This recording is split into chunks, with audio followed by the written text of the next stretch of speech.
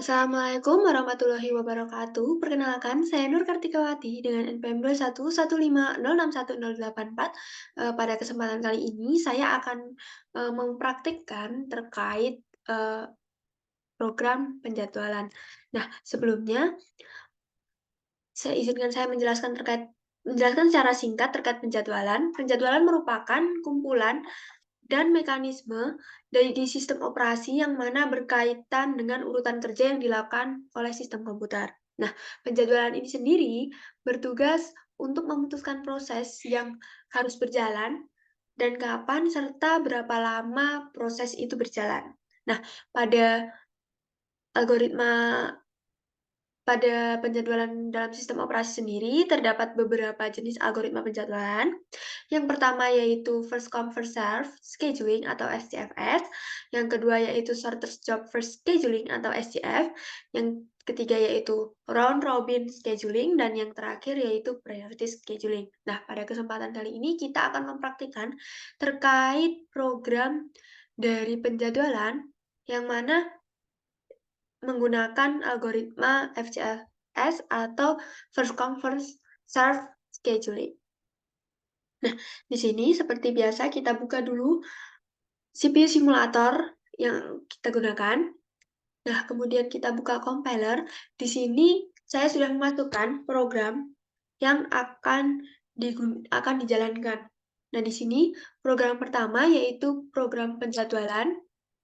Nah, di sini sudah saya masukkan, kemudian kita compile terlebih dahulu. Untuk kode program sendiri kita dapatkan dari modul praktikum sistem operasi. Kita compile. Nah, setelah kita compile, kita load in memory.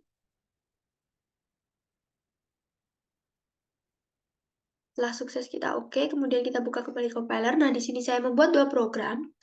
Dengan saya bedakan menjadi program penjadwalan 2 dan perulangan mencapai 20.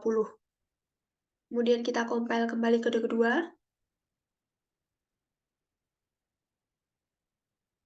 Setelah sudah berhasil di-compile, kita load in memory. Jika sudah sukses, kita klik OK. Nah, setelah itu kita masuk ke OS Simulator.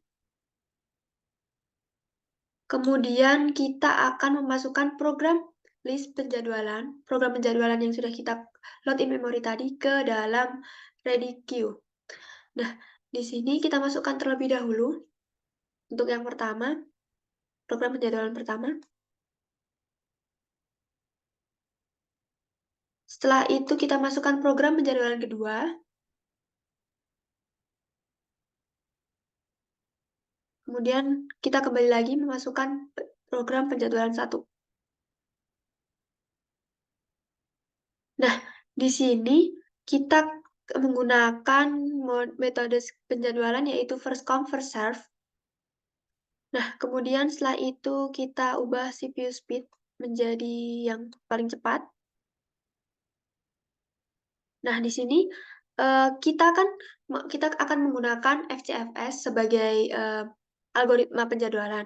Nah, oleh karena itu nantinya program akan memproses pertama kali, yaitu terdapat 3 program.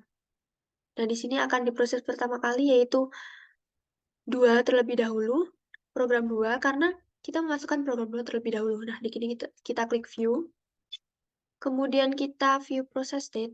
Nah, di sini terdapat ready queue. Nah, di sini akan memproses program 2 terlebih dahulu, baru program 3, kemudian program 4. Nah, setelah itu kita coba start. Kita start. Nah, di sini sistem akan memulai untuk memproses program yang sudah kita buat. Program penjadwalan yang sudah dibuat. Di sini yang pertama adalah program kedua.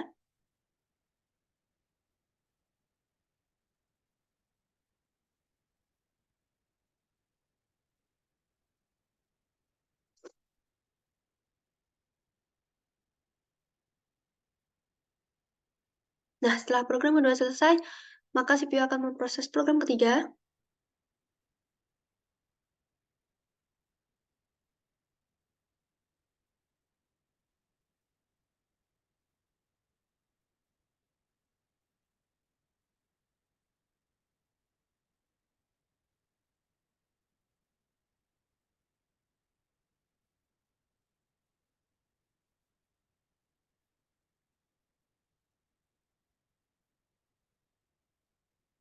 Kita tunggu.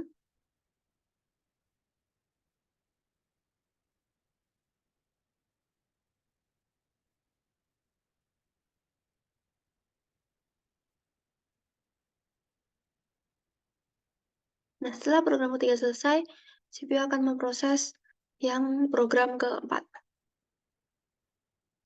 Kita juga bisa klik view, kemudian kita view process state.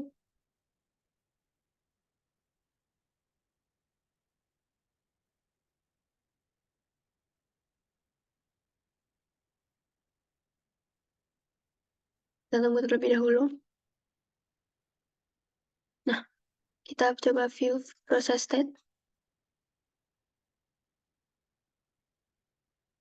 Nah, kemudian kita coba untuk mencari tahu ini, kita bisa klik log. Nah, di sini kita dapat dari log di sini kita ketahui bahwasanya untuk waiting time program pertama yaitu adalah 0 karena program pertama ini kita dijalankan terlebih dahulu, yaitu program 2 dijalankan terlebih dahulu tanpa menunggu program-program lain.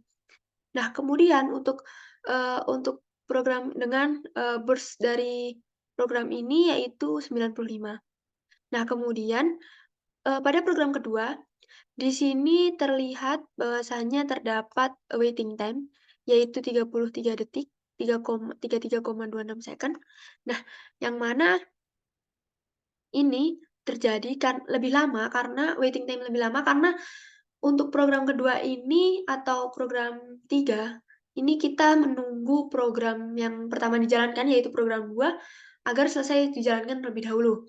Nah, kemudian untuk burst period yang ada pada program ini berbeda dari yang atas, dari yang program kedua atau program yang pertama kali dijalankan, karena tadi pada program kita, pada program penjadwalan 2 kita ubah dari yang perulangan hanya mencapai 10, nah kita ubah menjadi 20. Nah, setelah itu pada program proses proses 3 atau P3 itu terdapat waiting time selama 82,2 second. Nah, di sini dikarenakan pada proses ini menunggu dari proses pertama dan kedua dijalankan terlebih dahulu.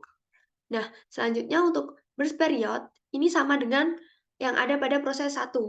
Dikarenakan ini tadi kita menggunakan program penjadwalan yang sama yaitu penjadwalan 1.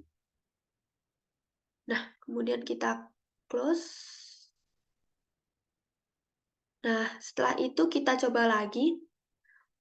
Di sini kita akan mencoba lagi percobaan yang sama, akan tetapi kita bedakan dengan menambahkan delay untuk masuk ke ready process. Nah, di sini kita coba klik, kemudian delay prosesnya yang pertama kita tidak tambahkan atau kita berikan 0.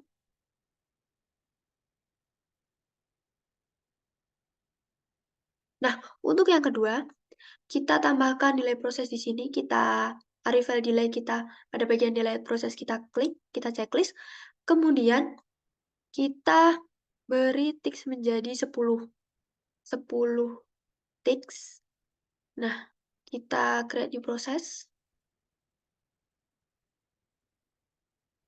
Nah, di sini akan masuk ke waiting atau karena di sini kita menggunakan delay.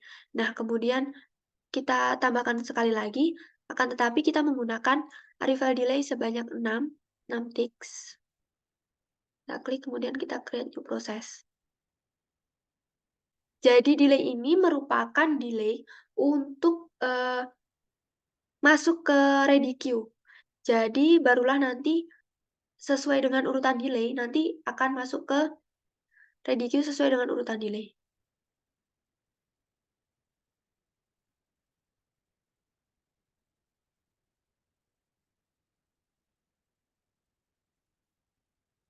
Nah, kemudian kita coba start.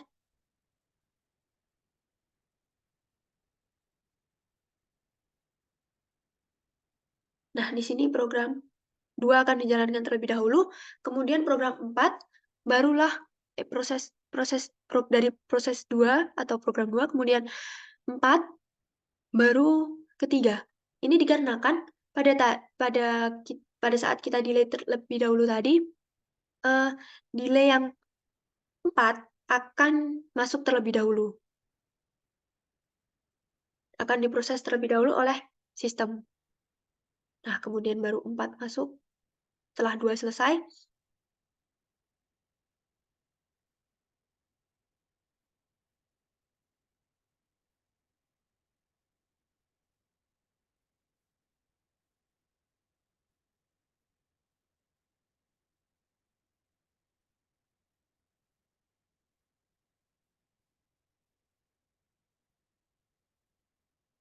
kita bisa lihat di sini. Nah,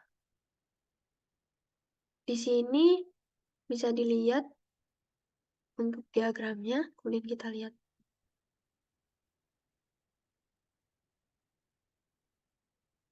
Nah, kemudian ketika 4 selesai, 3 yang terakhir masuk.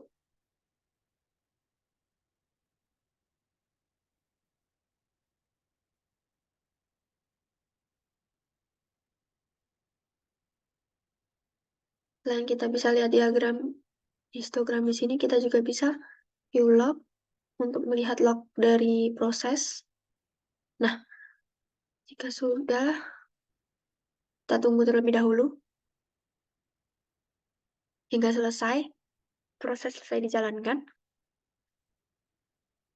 Nah, setelah selesai, kita bisa lihat pada bagian eh, proses statistik di sini.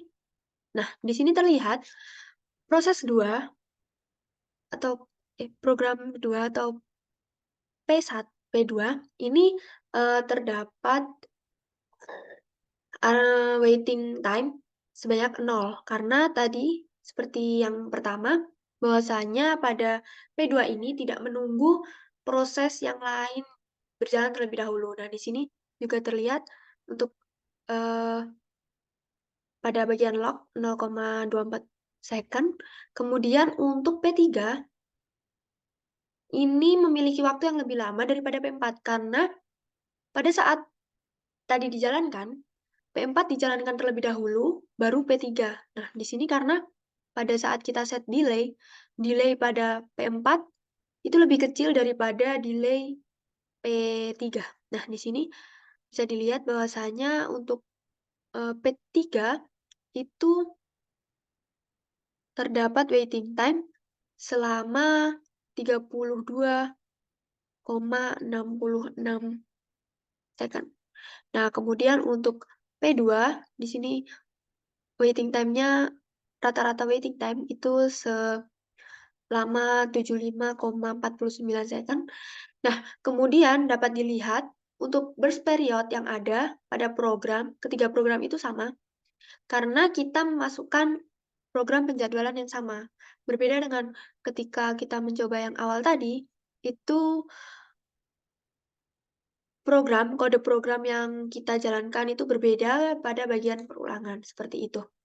Nah, kesimpulannya ketika kita menggunakan FCS algoritma penjadwalan FCFS ini, yang masuk ready queue akan diproses terlebih dahulu oleh sistem komputer seperti itu. Mungkin sekian penjelasan atau praktik dari program penjadwalan sistem operasi ini. Ada kurang dan lebihnya saya mohon maaf. Terima kasih. Wassalamualaikum warahmatullahi wabarakatuh.